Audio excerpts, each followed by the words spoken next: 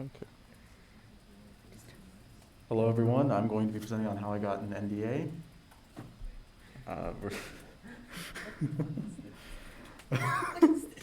Well, sometimes you just have to get NDAs. I actually had a few before. Whatever this thing was from testing games and private betas, but this one was a little more intense and unexpected. So I'm actually, sorry, I'm gonna go back. I'm gonna talk about how I got an NDA after finding a vulnerability in a big company. Who am I? I'm a freshman. I'm Draden. I'm a freshman at CSEC DSMS. I'm a cyber athlete. I do jiu-jitsu and I skydive. And I'm just going to start by introducing how I got into cybersecurity and CTFs before going into what I found. So I got into cyber by realizing I could get paid to hack. So I thought that was pretty cool, and I could do it legally. And then there was a program called Cyber America where I was able to learn about different cybersecurity concepts and mostly bad web design. And then I started doing random personal projects. You guys may have seen my presentation on the other one about Android malware.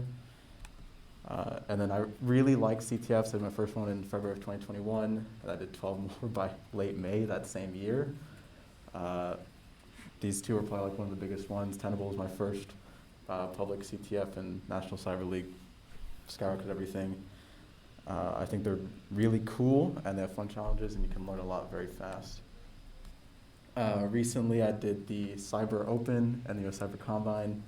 We are sending Chandy to Greece. He is not here, but if you see him, tell him he's going to Greece. This is very important. This is a bit of an old slide, but we also recently qualified for NYU Seesaw with Contagion. So what is a CWE 359?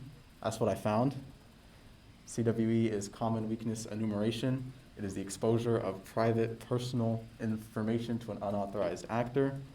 In OWASP terms, before they changed it, because that's how old this presentation is, broken authentication, broken access control, sensitive data exposure, and security misconfiguration. So how did I find it? Unfortunately, I can't give you as many details because I signed an NDA. There's another version of the presentation that I had to destroy.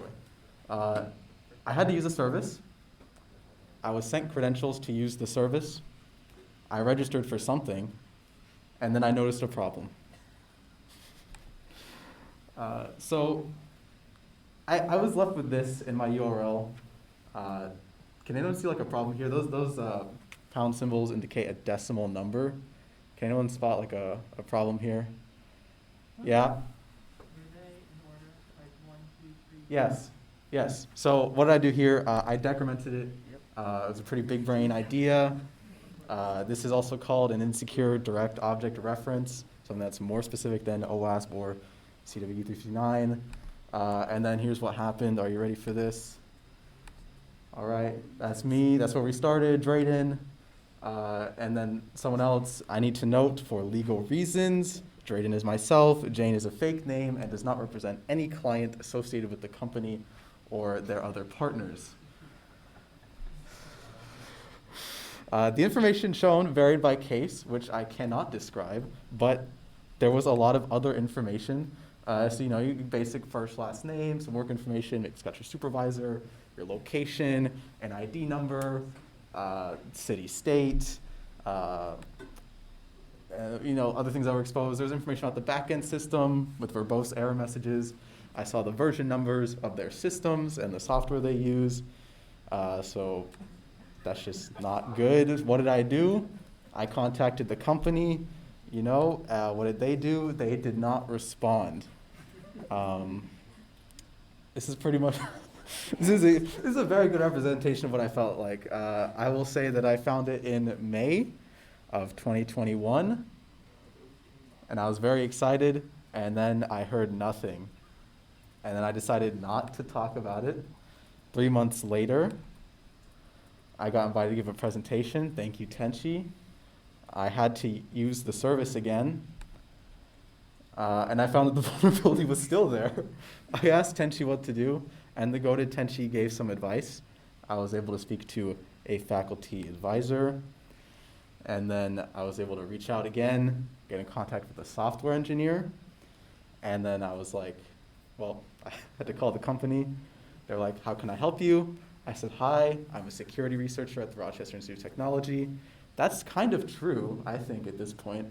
And I was like, hey, can you put me in touch with your cybersecurity or IT department? And they said, who are you again? Like, why are you doing this? And I was like, well, I found a problem and I need to tell you guys about it and how to fix it. And then they said, wait, and they put me on hold. And 5 nerve-wracking minutes later, someone picked up, and then he said, hi, I'm name I can't say. And then I said, hi, I'm Draden. And I was like, well, what do you do actually, so I know who I'm talking to? He's like, oh, I'm a software engineer. I was like, do you know what cybersecurity is? Fortunately, he did. And I was just like, I found a problem. Here's what I found. What can I do? And he was like, yeah, that's a bit of a problem. Oh yeah, that's this. I got his email address, and then he was like, okay, give me a report. The faculty advisor I met with said, I sent him a report of a copy of what I did. It was like a professional report.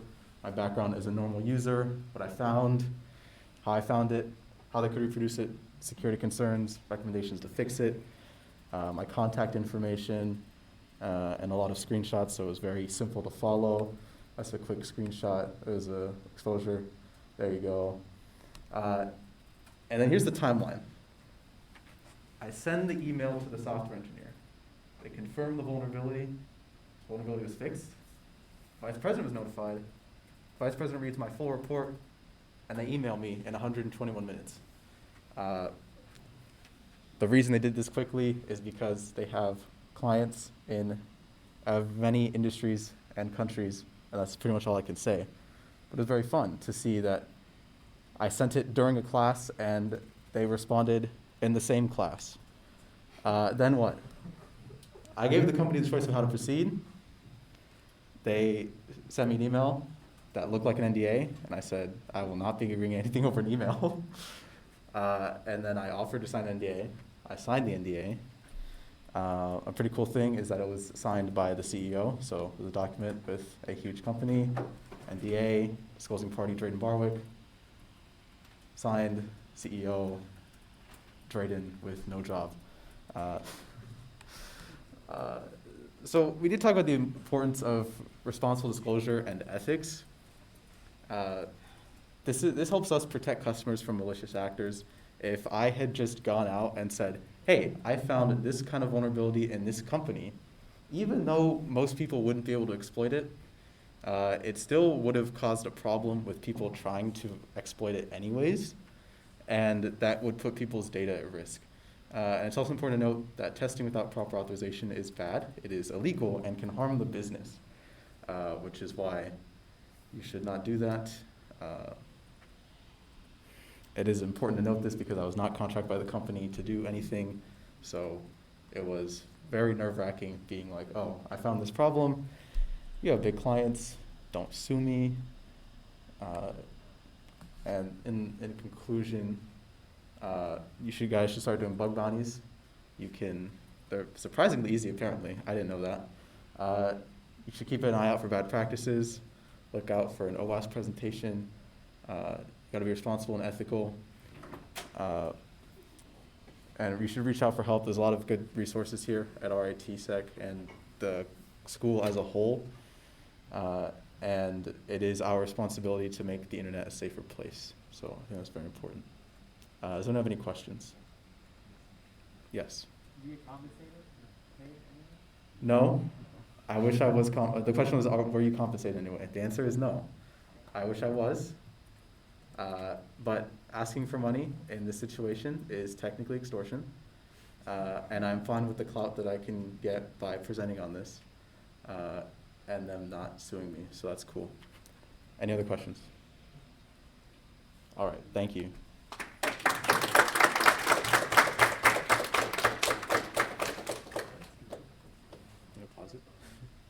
Yeah.